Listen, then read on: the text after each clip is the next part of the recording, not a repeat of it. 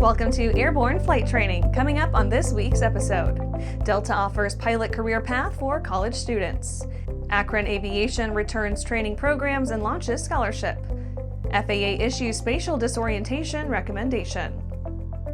And I'm your host, Holland Lee. Welcome to Airborne Flight Training, a weekly program dedicated to future aviators and aviation professionals. Airborne Flight Training is brought to you in part by King Schools. King Schools has been leading the effort in producing expert aviation training programs and computer-based learning software for over 50 years. Find out why pilots love King teaching at kingschools.com. Now let's get into today's stories. Delta offers pilot career path for college students. A change in Delta's pilot career path for college students is making it more focused on a limited number of partners and pilots who are closest to meeting airline transport pilot minimums. Delta offers a pilot career path for college students at all U.S.-based universities with flight education programs accredited by the Aviation Accreditation Board International and graduates of select affiliate flight schools. Another change highlighted in the updated program is the implementation of a new eligibility criteria. An applicant must be, quote, actively flight instructing as a certified flight instructor and within 12 months of meeting restricted ATP/ATP requirements, end quote. The Delta Propel pilot career path offers a defined path to a career as a pilot through one of 4 tailored career paths: collegiate, company, scholarship, and CFI. Each path offers a streamlined pilot career path, supporting progression and a qualified job offer with Delta Airlines and Delta's wholly owned subsidiary Endeavor Air. Student pilots will complete private, instrument, commercial, and certified flight instructor certifications at a Delta authorized flight school. Successful students will be offered employment with the flight school as a CFI and continue to build flight hours until eligible to transition to Endeavor Air and seamlessly progress to Delta. After the break, CAF Ground School begins. Well, hello, fellow pilot. I'm John King. And I'm Martha King. You know, we've all had our flying lives disrupted lately. Well, King Schools is here to help you stay up to date with courses that you can access on your desktop, iPad, or iPhone. If you'd like a refresher or just want to expand your aviation horizons, we have a course for you. So head over to kingschools.com/rusty today for details. Welcome back. Now let's take a trip around the patch for some shorter stories. CAF Ground School begins. Across the commemorative Air Force, ground schools and training flights typically take place in January and March, just ahead of the flying season. After months of maintenance, inspections, and winter downtime, this period serves as a reset for both aircraft and crews. CAF air crews gather in classrooms, hangars, and around quiet aircraft. This is ground school, and it's one of the most important components of aircraft operations.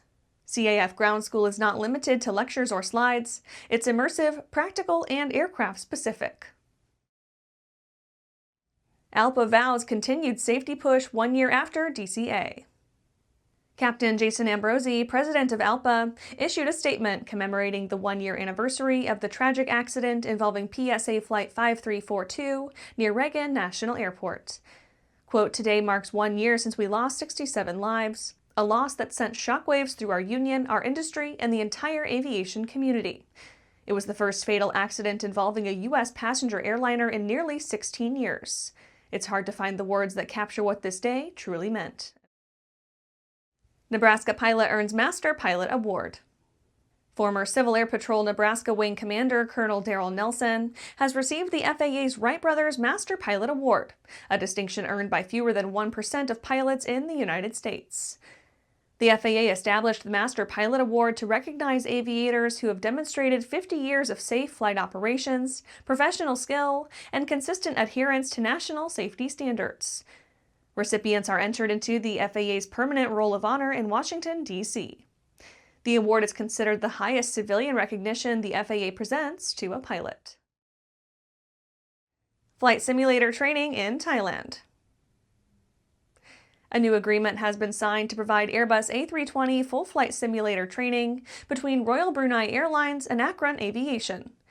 The new agreement for pilot training solutions is an extension of the initial contract term between the two parties. The agreement helps Akran Aviation's Bangkok Training Center serve as a key hub for Airbus narrow-body training in the Asia-Pacific region. Akran Aviation secured U.S. Civil Aviation Authority approval for its A320 full-flight sim at the Bangkok Training Center. That's it for today's Trip Around the Patch. Let's get back to the rest of the news. Akran Aviation returns training programs and launches scholarship. Akron Aviation Academy announced the return of two of its most popular training programs, the Accelerated Airline Pilot Track and the Professional Pilot Program. The school also announced the establishment of its new merit-based Excel scholarship program. Akron made the announcement during the Aerospace and Aviation Day event at the Orlando Sanford International Airport in Florida, Saturday, January 24th.